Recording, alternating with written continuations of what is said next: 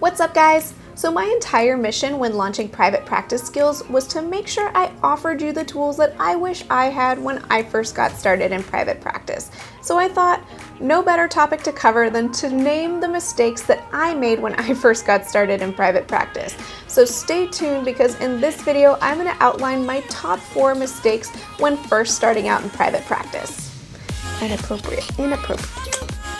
Whenever I want to say inappropriate, it sounds like inappropriate, and then it means the opposite of what I'm trying to say. It was appropriate. Welcome to Private Practice Skills. I'm Dr. Marie Fang, psychologist in private practice. I post videos offering tools I learned the hard way about starting and growing private practice so that you don't have to. In an earlier video, I shared all about my journey launching into private practice as a pre-licensed intern. So I invite you to check out that video if you're interested in learning the whole nitty-gritty story of what that was like for me. You can find that linked up here or in the description box below. But for the purposes of this video, I'm just going to summarize the worst mistakes that I made when I first got started in private practice. The first and biggest mistake that I made when launching my private practice was that I was completely disconnected from my values. I was running around like a chicken with its head cut off, just doing whatever suggestion any of the therapists around me offered to me as far as getting started, without really thinking about why I was doing what I was doing. I just kind of did stuff, and that was a really anxious process for me. If I could go back and give advice to my past self when I was first starting out, I really wish I would have taken some time to sit down, consider my values. What do I care most about? Why am I launching private practice? Why does this matter to me? And create a type of mission statement for what it is that I'm doing and why. This would be so helpful for me to keep coming back to, so that I could weigh out any potential decision against my mission statement and see if it aligned with my values. Mistake number 2, not leveraging online marketing. Now, this was back in 2012 when I first got started, but it's not like it was so far back in the Stone Age that people couldn't make a website. I know the online atmosphere has changed so much since then, but at the time I didn't even think about starting a website. I was listed on the directory of my group practice, so the only online presence that I had would be if somebody happened to be on the group practice website and they looked through all the profiles of the therapists there. And even though I did end up getting quite a few referrals through that group website, I could have launched so much more successfully if, in addition to that, I had my own professional website that was just mine. I could have started blogging weekly, or maybe doing some videos, building up my SEO with that website, and once I eventually left that group practice, that could have still been my website that I'd already built up and had a presence online with, instead of having to start over totally from scratch, which is what I ended up doing actually. Mistake number 3, seeing other therapists as my competition. Ugh, that just makes me cringe so much. I regret this so much.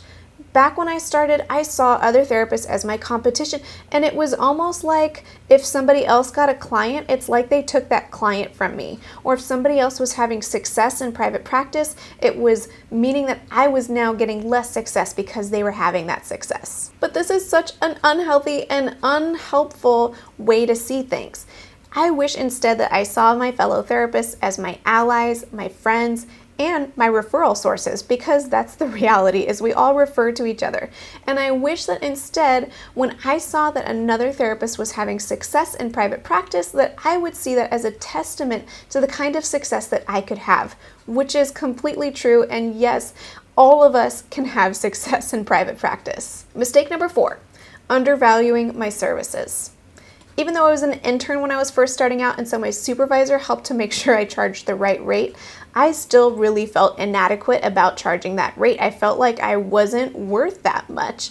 And so even though I wasn't undercharging, I've had so much self-doubt about the rate that I was charging that I think that still came through to potential clients when we were speaking about my rate on the initial phone call. And I don't know what might have been different if I had owned the rate that I was charging, but I think that came through and made clients kind of doubt the value of therapy, or maybe they would question my rate and try to get something lower. I talk way more in depth about this mistake in my video all about charging what you're worth, so feel free to check that out. It's linked up here and in the description box. Trust me, I made way more than just these 4 mistakes at the beginning and since launching private practice, But if I could go back and address these 4 mistakes, I think I would have been a lot more successful much sooner in private practice, and I would have felt a lot less anxious while I was doing it. And my guess is, if I'd made these mistakes, then you might be prone to making some of these mistakes too. So if you're thinking about diving into private practice, I really encourage you to pause and work through each 4 of these mistakes that I named and try to create a plan to address each of them before you get started. I think it's going to save you a lot of anxiety. I think it's going to save you potentially time, and I think it's potentially going to save you some money too and launch you into success much sooner. Well, I hope you found this video helpful as you launch your private practice. And if you have already started your private practice, let me know in the comments what some of your worst mistakes were, not so that we can shame you, but so that hopefully others can see your comments and you can help them avoid some of those mistakes. And until next time, from one therapist to another, I wish you well. Today's video is brought to you by TherapyNotes.com. TherapyNotes helps with scheduling, notes, and billing so that you can spend more time with your clients and less time on back office paperwork. Click the link in the description of this video to get 2 months to try it for free with no commitment. And I think that even came across.